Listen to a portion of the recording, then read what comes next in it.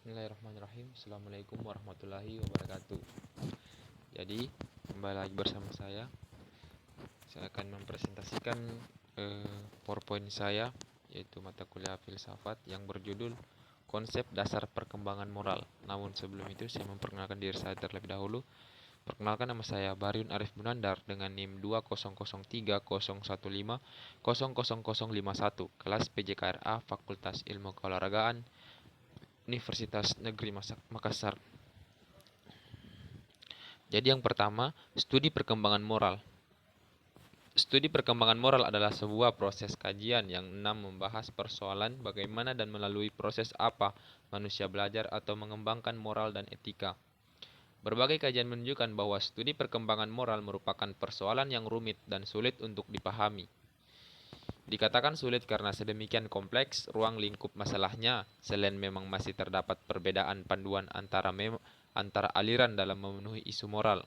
Ada dua perspektif model teori untuk memahami isu moral, yaitu model teori internalisasi atau internalization dan konstruktivis atau konstruktivis. Model internalisasi mencakup teori psikoanalisis dan teori pembelajaran sosial atau social learning. Perkembangan moral diartikan sebagai suatu proses dan melalui proses itu seseorang mengadopsi nilai-nilai dan perilaku yang diterima oleh masyarakat.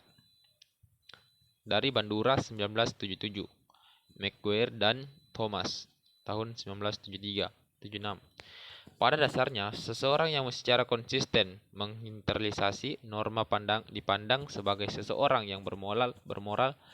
Para teoretikus itu menerapkan pada yang disebut pendekatan atau kantong kebajikan dari Kohlberg tahun 1981.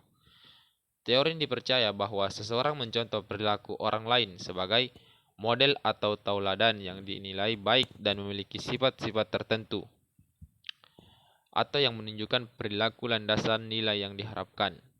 Pendidikan moral menurut kerangka teori tersebut berlangsung melalui proses pemodelan dan penerapan unsur pengukuh, termasuk penerapan operant conditioning.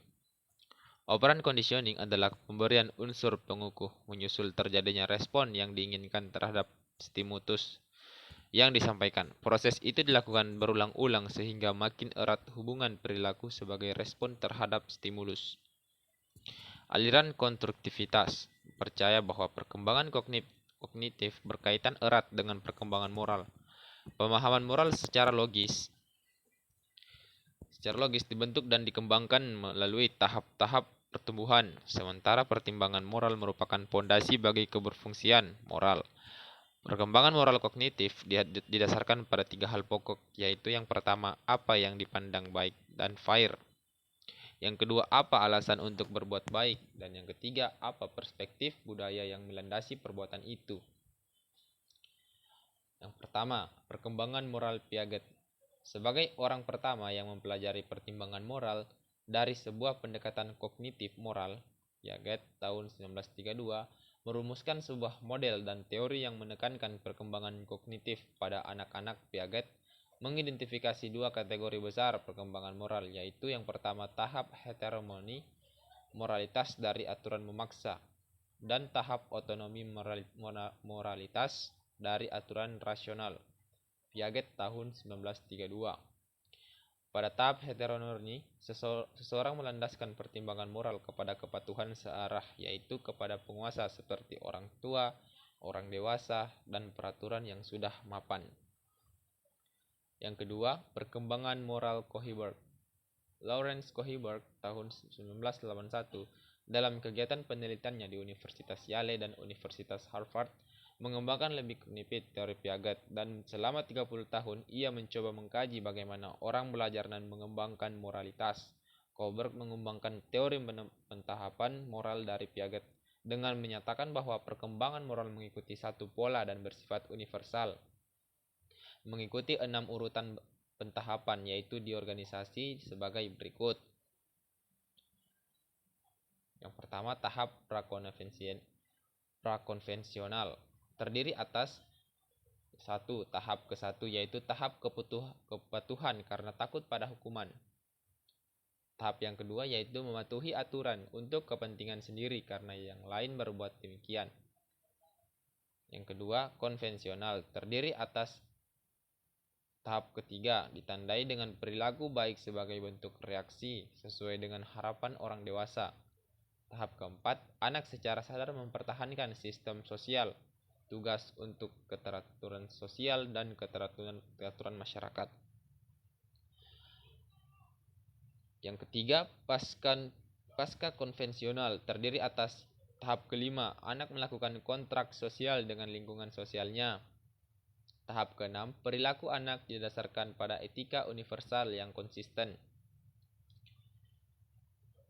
Berikutnya, aplikasi penalaran moral dalam olahraga.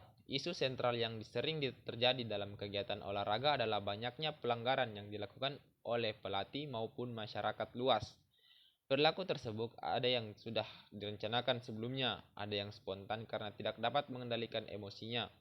Ada pula yang dilakukan tanpa didasari dan tiba-tiba masuk ke dalam perkelahian massal, dan sebagainya. Berikut ini disajikan 3 sub-bagian dari penalaran moral, yaitu 1. Kesadaran untuk bermain sportif. 2. Mengetahui nilai dan berbuat.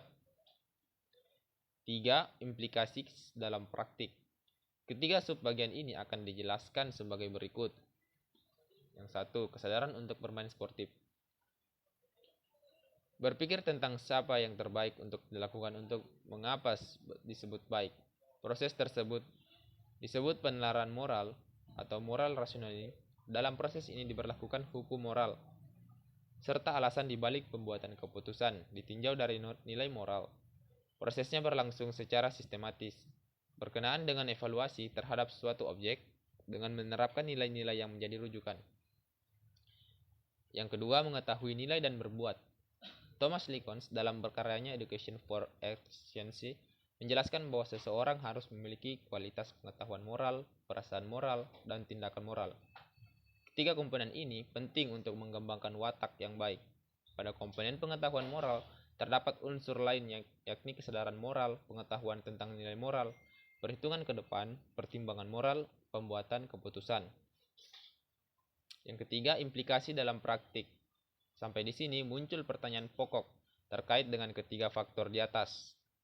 Mengetahui, menilai, dan berbuat.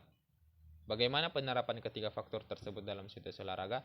Ketiga fase itu mempengaruhi keputusan moral. Berkaitan dengan persoalan ini, sangat penting untuk dihayati bahwa olahraga dan pendidikan jasmani adalah kegiatan yang tidak bebas nilai dan justru merupakan gelanggang untuk membina moral.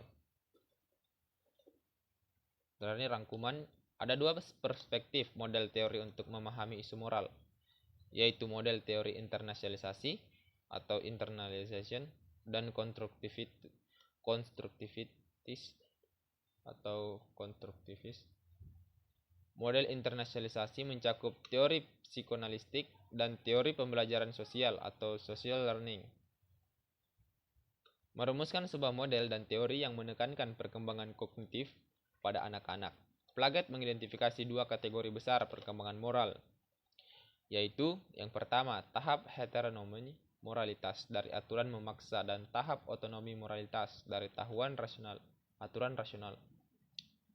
Yang kedua, Kohlberg mengembangkan teori pertahapan moral dari Piaget dengan mengatakan bahwa perkembangan moral mengikuti satu pola dan bersifat universal, terdiri dari 3 tahap perkembangan, yaitu tahap prakonvensional, tahap konvensional, dan tahap pasca konvensional. Yang ketiga, aplikasi penalaran moral dalam olahraga dibagi ke dalam 3 sub bagian dan penalaran moral, yaitu yang pertama kesadaran untuk bermain sportif, yang kedua mengetahui nilai dan berbuat, yang ketiga implikasi dalam praktik. Pengetahuan moral merupakan satu fase kognitif dalam belajar tentang isu moral dan bagaimana memecahkannya.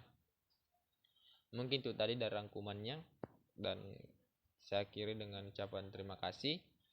Wabillahi taufiq wal hidayah. Wassalamualaikum warahmatullahi wabarakatuh.